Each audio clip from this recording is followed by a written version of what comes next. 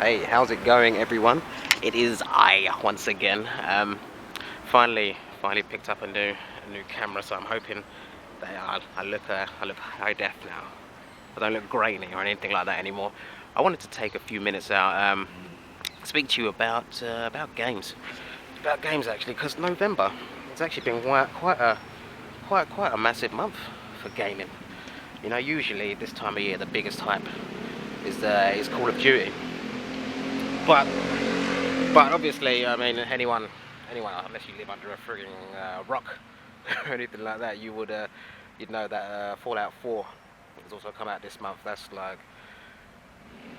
blown everything away. But actually, no, even there's only Star Wars this month as well. It's been a massive month for gaming. But the biggest one for me, or the most interesting, I'd say, is the new Need for Speed. The main reason is because as of late, I think for the past four or 5 years now, Need for Speeds, their games have been like, I'd say more gimmicky. They're trying to focus on just making one sort of thing that sort of slightly differs the gameplay from the previous one, and throw in some new gimmick, whether you're chasing the police or you're the bad guys, and it's just chasing the police, you are the bad guy, and you know what I mean.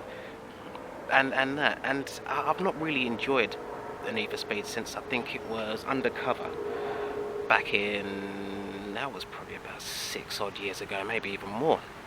And still that, it was all right, but it was just still lacking certain things. And now with this new one, what they've said is it's not a remake of any older one.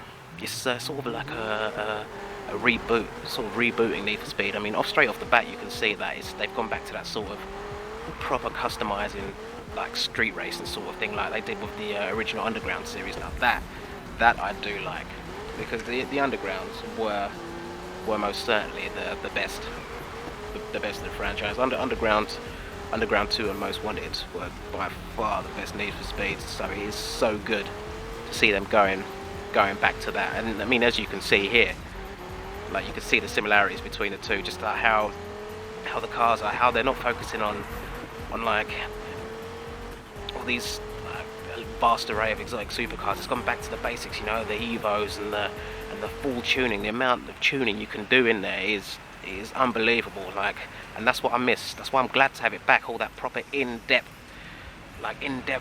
slight tweaking just to get that bit better, and every time it just makes it so much better. It's so good to see that back again. And I'm hoping that this is something that they keep up, because as you can see, like, you know, there's been a lot of people that I've seen online as well who've praised the game for going back to that sort of underground roots. And it is good to see that they've actually finally listened.